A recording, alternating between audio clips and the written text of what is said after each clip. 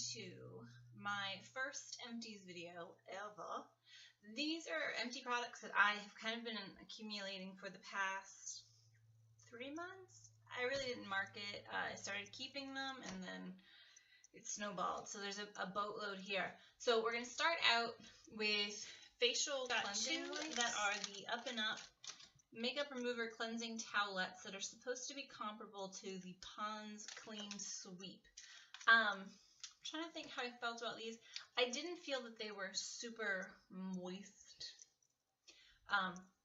You definitely have to kind of scrub to get the makeup off. They weren't super effective. I won't be repurchasing them, but you know, to each his own. I have started moving more into fragrance-free products. So that made me try the Equate Sensitive Skin Wet Cleansing Cloths, because I just have a hard time with some of these cleansing cloths for like 25 of them are like $7 or $8 at Walmart. It's ridiculous. So went with these are supposed to be comparable to the Olay Sensitive Wet Cleansing Cloths. I did actually like these. I think a lot of the reason that I felt like these were pretty good was the fact that it has like the snap lid. So it literally is like sealed there. So I would definitely repurchase these. I don't remember exactly how much they are, but they are definitely like half of what the regular ones would have been. So I liked these. And then the most recent cleansing wipes that I finished up were the Simple Cleansing Facial Wipes. I'd buy these again if I went to the store and they didn't have the Walmart brand and I needed them. For switching these up to hair care products, I used up my Pureology Hydrate Conditioner. It is for dry, color-treated hair. This has been a love of mine for years, so I've recently been trying to bop around and try different products and see how that goes. But love Hydrate. We'll always come back to it. One traditional, well, not traditional shampoo, but a regular shampoo that I finished up was Clairol's Shimmer Lights. It's a violet shampoo, also good for when you're blonde to help control warmth so you don't get brassy or too buttery if you're trying to keep your highlights cool. I'm still using a violet shampoo now, but I'm doing that because even though my base is significantly darker, I would like the highlights that I have in my hair to stay neutral to cool. So even if your all over is not blonde, if you want to control warmth in your hair in general, stick with a violet shampoo. Shimmer Lights is good. In all honesty, there are cheaper options out there that are salon brand. I've actually switched to Matrix So Silver. It is a larger bottle. And it's a salon brand, and it's the same price, if not a little cheaper. So try out either. They're good, but it's a great product. So then for conditioner, since I had sweet, dried and dyed and awesome hair, I was using Wella's Brilliance Leave-In Balm for long hair. Now my hair is about collarbone length, so it's not necessarily long in the traditional sense. However, any hair that's grown out of your hair, your head, a few inches is theoretically dead hair. Your scalp isn't feeding it any nutrients once it's left the body, so you have to do that with other products. So I highly recommend the Wella Brilliance Leave-In Balm for long hair. It's lightweight. You can use a ton of it and not overpower your hair. It's fairly cost-effective for a salon brand. If you're worried about weightiness, once again, use probably 4 to 5 sprays, ears down. I love it. I love it. It's great for color-treated hair and protecting your color and the integrity of your hair. So, the Wella Leave-In Balm. So, I've been on this quest for the perfect dry shampoo. I use it every day. So, I've got a few. The first being, actually that's not the first. The first being the Batiste Dry Shampoo in Light and Blonde with the hint of color. It's amazing. It is, I would consider Batiste to be a drugstore brand, considering that you do not traditionally buy it in salons. You buy it someplace like Ulta. As a hairstylist, I have a hard time saying that I like a drugstore product. But this is a light kind of powdery texture that you can work into your hair, and the hint of color is amazing for making you not look like George Washington. And if you were to go crazy and be having like some skunk roots and like not loving it, you could use this hint of color to kind of help disguise that new growth a little bit. But I will definitely be Then I also tried, just to give the drugstore ones a chance. I had a client tell me that she used the brand instant dry shampoo. It's just the original. They did have tinted formulas of this. I liked this. It had a nice dry texture to it. It would come out very white if you weren't careful, so you could get George Washington-y with it. But I did like the texture. The price point is a little bit cheaper than the Batiste, so you know, you kind of have to weigh your options there. Try it for yourselves, but I did like it. If I was in a pinch and the Batiste wasn't there and I had this, I'd rule Batiste over this, but not bad. Also a good option from the drugstore. Another dry shampoo. I told you this is. I'm oily. Let's go with it. You know, judge whatever. Another dry shampoo is the Redken Powder Light Refresh. So not too overpowering. Easy to work with. It's not like a weird texture or anything. But I really liked it for a salon brand. Now, this next situation is going to seem really weird. I have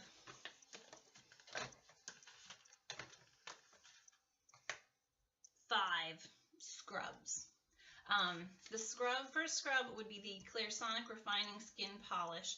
This came with my Clairsonic Pro. I'm not impressed with it. I know it can't be, but so abrasive because it's meant to be used with the body brush. I would never repurchase this product. It came with it. I honestly tried to just like scrub it all over my whole body to use it up so I could put it in here and get it out of my shower. Not great.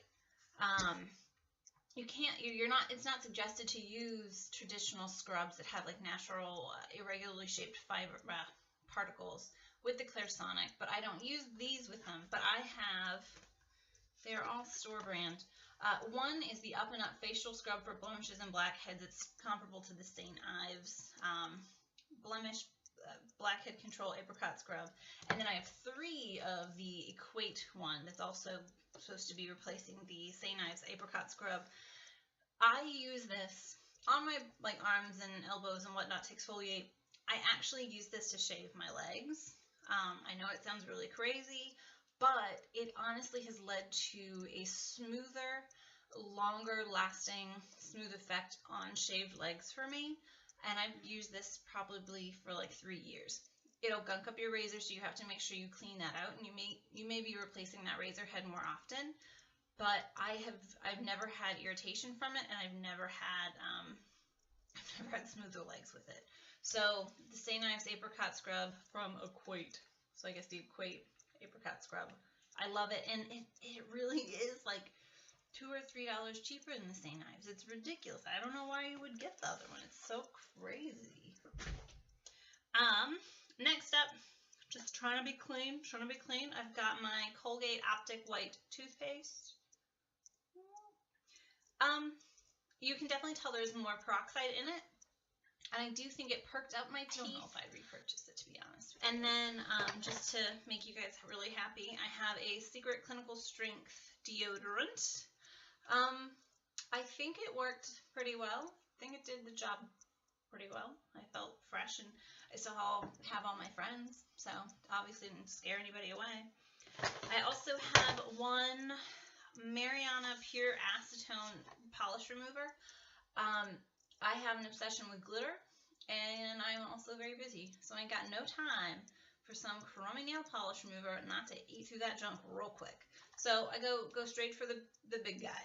I'm also not one of those people that like paints their toenails every single day, or their nails every day. I get my fingernails done, and my toenails I keep on for a week or 2. So I don't feel bad about using pure acetone. This is from Walmart, about the same price as a traditional nail polish remover. Next up, because of creepy itchy skin, I have the original Sarna lotion. It has a very cooling feel to it. It's supposed to help kind of refresh the skin and calm it when it's irritated. And it says that you can use it for insect bites, poison ivy, sunburn, and dry skin. I didn't think it was that aggressive, but I also have to use a prescription lotion now for like my itchy spots. So maybe it's just that it's too delicate for me. It was refreshing to the skin, so maybe it would be good if you had dry skin, or maybe use something heavier like Aquaphor or Eucerin.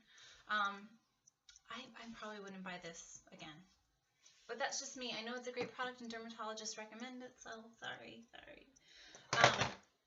On the family of lotiony things, I do have the Equate Intense Therapy, which is supposed to be their version of Eucerin Intensive Repair.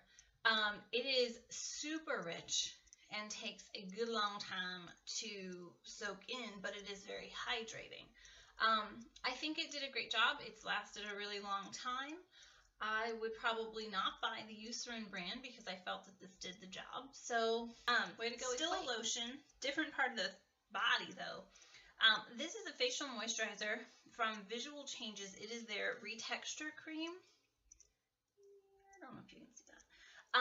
Retexture Cream, it says it has beta glucan, sage, calming, nourishing botanicals, and antioxidants for normal, oily, and blemished and rosacea skin. This, honestly, it has a very creamy, lotiony feel when you touch the product for the first time. But as an oily skin person, it really did work into my skin well. I would, in the summer, only use this like at night.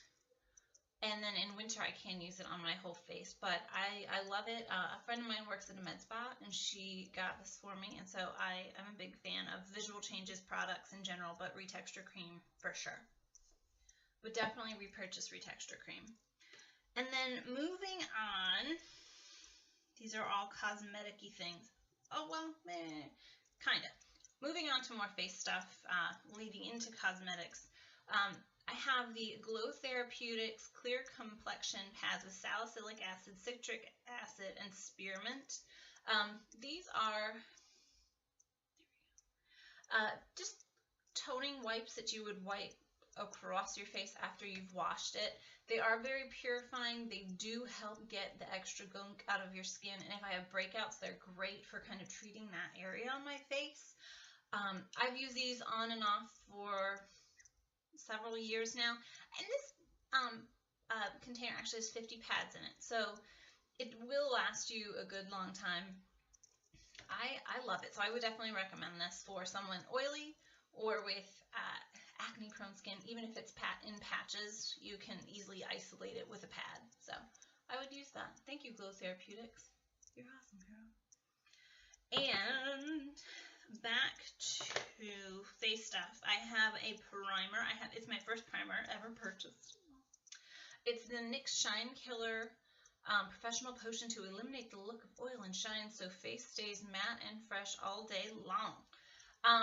Definitely a great product to use in the South in the summertime. It's from Ulta. I'm not sure exactly how much it is, but of course it's what, a third of the price of other primers out there on the market from Sephora and whatnot. So it's a great product if you're oily. I love it. So thanks, NYX. And the companion to that guy would be this guy. This is the NYX Matte Finish Setting Spray. It's a small looking container, but it does actually last for a very long time. And I feel like this really did help hold my makeup. I actually have repurchased both of these products and continue to use them.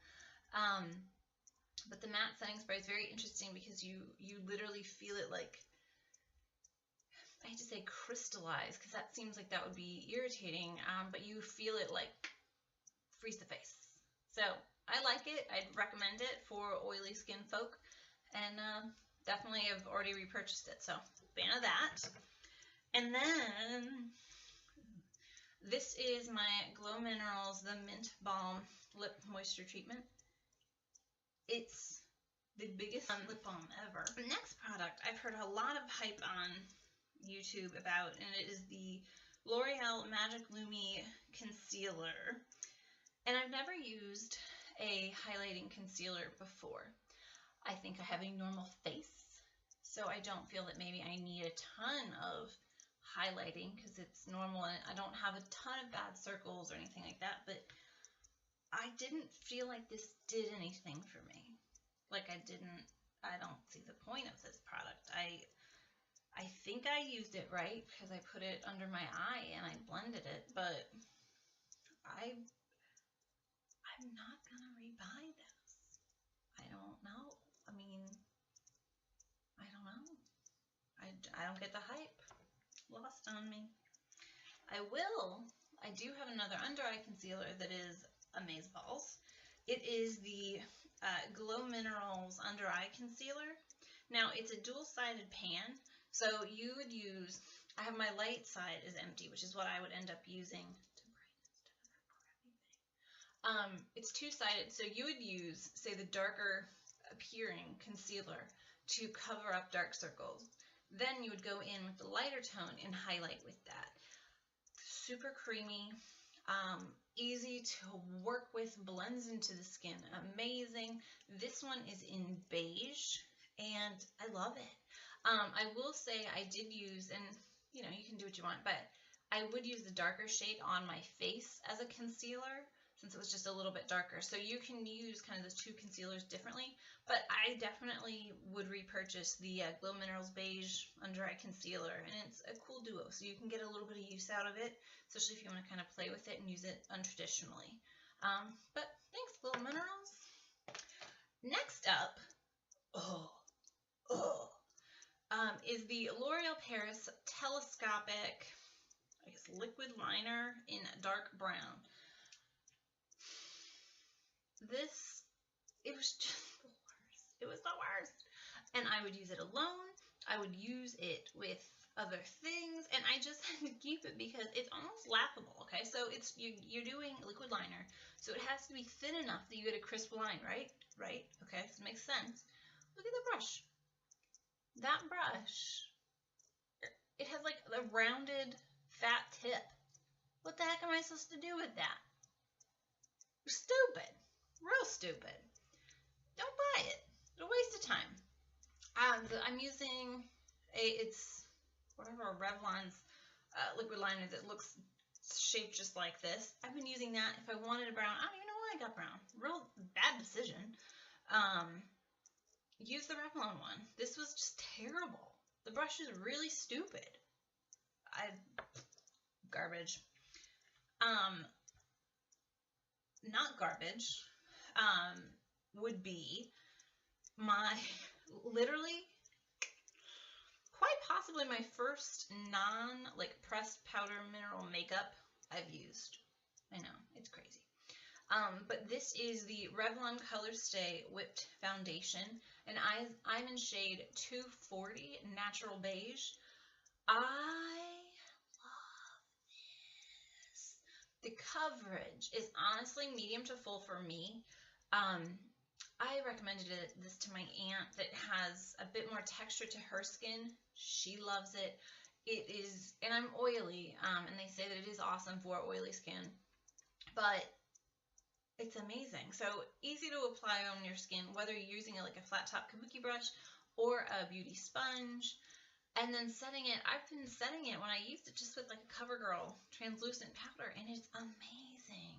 When I wanted a little bit more of a perfect airbrushed finish with it, I have dusted on a pressed mineral base from Glow Minerals over it, but this foundation is awesome. Like, I absolutely love it. I highly recommend it. I wouldn't even, I would encourage any oily faced person to purchase it. So glorious. But yeah. So those are all of my empties. I can now throw all of these glorious things away. So I hope you enjoyed them, and I'm gonna go throw this crap out. Have a good one. Bye.